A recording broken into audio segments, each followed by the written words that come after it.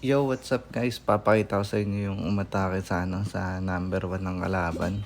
Yeah, boy. So, guys, bago lang to sa clan namin. And then ninatake niya agad yung number 1. So, yun si Idol Sig. By the way, mga idol, meron nga rin para siyang Facebook channel. So, yan yung Sig Sigurat. Follow nyo rin guys, ilalagay ko sa comment yung link. Salamat. So, tara panoorin natin yung ginawa niya. So dito guys, umatake tayo pero sumablay tayo and then nag-step up yung yung bago namin sa clan. So guys, ang gamit niya dito is Root Riders Valkyries and then yung RC charge kasi meron siyang 4 invis.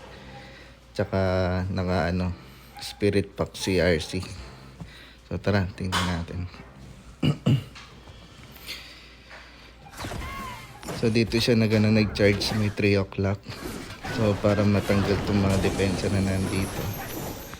So para mag-create ng ng panel para sa troops niya. So max stage 17 na rin to guys. So dito lumabas nga lang sa invi. Kaya tapos agad yung ability ni RC. So ni-recall na niya. So nakuha naman niya yung badge na gusto niya kasi nakalagay niya yung nandito.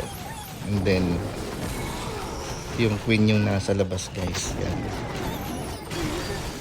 So linir niya muna yung mga nandito guys para yung troops niya, yung main army papasok na dito sa core. So ginamit na rin agad ni queen yung ability niya which is yung giganting panot para may tangke siya doon dahil yung bigay sinamin niya dito sa main army.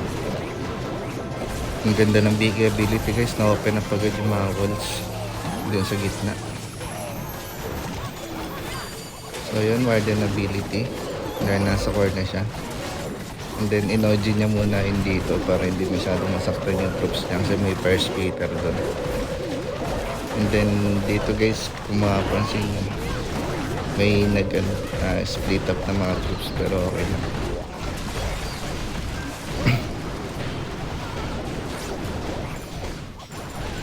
So dito guys, wala na siyang healers pero buhay pa yung tatlong troops niya. Ay, tatlong heroes niya, yung BK, Queen, tsaka Warden. Malulusog pa So meron pa naman siyang Root Riders, may mga panot pa siyang mga malilitin.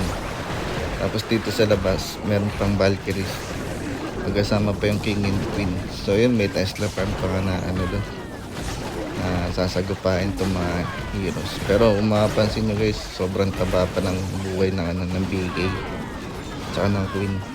Then naka Phoenix pa yung yung BK. Napaganda pa kasi may natira pang Root Riders kaya hindi na magwa-walling yung mga heroes niya. So yun, dinaanan lang ng dinaanan lang ng Root Riders yung wall. So yun guys, ang lakas ni Idol Sig. Inatayan niya agad yung 1. Hindi totoo yan. Bola lang yan. So, first time niya mag-war dito sa atin. So, yun guys. Kung nagustuhan nyo guys, please like and follow. Tsaka follow nyo rin yung yung Facebook niya, tsaka YouTube. Salamat! Sana all.